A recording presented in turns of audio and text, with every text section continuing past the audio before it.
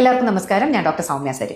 നിങ്ങളുടെ വീട്ടിൽ അല്ലെങ്കിൽ അയൽപ്പക്കത്തുള്ള ഒരു 1.5 വയസ്സിൽ താഴെയുള്ള കുട്ടിയുടെ തൊണ്ടയിൽ എന്തെങ്കിലും കുടുങ്ങി ആ കുഞ്ഞ് ശ്വാസം കിട്ടാതെ പെടയുന്ന വെപ്രാളപ്പെടുന്ന ഒരു അവസ്ഥയിൽ നിങ്ങൾ ആ കുഞ്ഞിനെ കണ്ടാൽ എന്താണ് ഫസ്റ്റ് എയ്ഡ് ആയിട്ട് ചെയ്യേണ്ടത്? ആ കുഞ്ഞിന്റെ ജീവൻ രക്ഷിക്കാൻ നമുക്ക് പെട്ടെന്ന് എന്താണ് ചെയ്യാൻ സാധിക്കുക? അതാണ് നമ്മൾ ഇന്നത്തെ ഒരു വീഡിയോയിൽ പറയുന്നത്.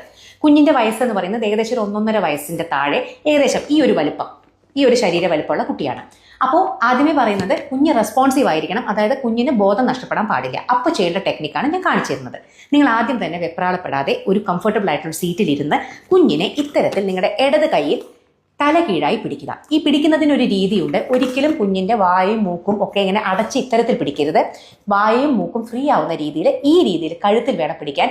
നിങ്ങളുടെ കയ്യിൽ കംപ്ലീറ്റ് ആയിട്ട് ആ കുഞ്ഞിന്റെ ശരീരം താങ്ങി നിർത്താൻ പറ്റുന്ന പോലെ വേണം കുഞ്ഞിനെ തല കീഴായിട്ട് കിടത്താൻ. കണ്ടോ? ഇത് ക്ലിയർ ആയി കാണുക. അതിനുശേഷം നിങ്ങൾ റൈറ്റ് ഹാൻഡഡ് ആയിട്ടുള്ള പേഴ്സൺ ആണെങ്കിൽ 5 ബാക്ക് സ്ലാപ്പുകൾ ആദ്യം കൊടുക്കണം. 1 2 3 4 5. ഈ ബാക്ക് സ്ലാപ്പ് കൊടുക്കുമ്പോഴും ശ്രദ്ധിക്കേണ്ട കാര്യം, ഒരിക്കലും ഇങ്ങനെ അടിക്കുകയല്ല വേണ്ടത്. നമ്മുടെ ഉദ്ദേശം എന്ന് പറയുന്നത് കുഞ്ഞിന്റെ കഴുത്തിൽ തൊണ്ടയിലുള്ള സംഭവം പുറത്തേക്ക് പോവുക എന്നുള്ളതാണ്. അപ്പം അതുകൊണ്ട് തന്നെ ഡിറക്ഷൻ വളരെ പ്രധാനമാണ്. ഇങ്ങനെ മുന്നോട്ട് ഉള്ള ഡിറക്ഷനിലാണ് നമ്മൾ 5 ബാക്ക് സ്ലാപ്പുകൾ കൊടുക്കുന്നത്. അതിനുശേഷം ഈ റൈറ്റ് ഹാൻഡിൽ തന്നെ ഇത്തരത്തിൽ കുഞ്ഞിനെ തിരിച്ചു കിടത്തുക. എന്നിട്ട് 2 നിപ്പിൾ ലൈനിന്റെ നടുക്കായിട്ട്, ചെസ്റ്റിന്റെ നടുക്കായിട്ട് ഈ കൈയിന്റെ ഹീൽ ഓഫ് ദ പാം കൊണ്ട് 5 ചെസ്റ്റ് ത്രസ്റ്റുകൾ കൊടുക്കുക. 1 2 3 4 5. ഇത്തരത്തിൽ 5 ചെസ്റ്റ് ത്രസ്റ്റ്. ഇത് നിങ്ങൾ കണ്ടിന്യൂ ചെയ്തുകൊണ്ടേയിരിക്കണം. 5 back slap, again 5 chest thrust. ഇത്തരത്തിൽ കണ്ടിന്യൂ ചെയ്യുക. ഇടയ്ക്കിടയ്ക്ക് നിങ്ങൾ കുഞ്ഞിന്റെ വായ ശ്രദ്ധിക്കണം, എന്തെങ്കിലും സാധനം പുറത്തേക്ക് വരുന്നുണ്ടോ എന്നുള്ളത്.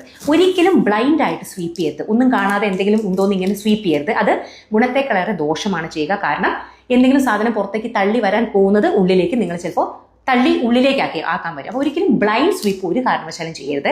ഇടയ്ക്കിടയ്ക്ക് വായ നോക്കുക. എന്തെങ്കിലും ഇങ്ങോട്ട് തള്ളി വരുന്നതായിട്ട് കാണുന്നു, നിങ്ങൾക്ക് സേഫ് ആയിട്ട് എടുത്തു മാറ്റാൻ പറ്റുമെന്നുണ്ടെങ്കിൽ മാത്രം അത് എടുത്തു മാറ്റാൻ ശ്രമിക്കുക. അപ്പോൾ വേറൊരു ചോദ്യം എന്ന് പറയുന്നത്, എത്ര നേരം നമ്മൾ ഇത് കണ്ടിന്യൂ ചെയ്യണം? ഒന്നാമത്തെ കണ്ടീഷൻ, ആ വായിൽ നിന്ന് ആ സാധനം പുറത്തേക്ക് തെറിച്ചു പോകുന്നു. അതിൻ്റെ അർത്ഥം നമ്മൾ സക്സസ്ഫുൾ ആയിട്ട് നമ്മുടെ മിഷൻ ചെയ്തു എന്നുള്ളതാണ്.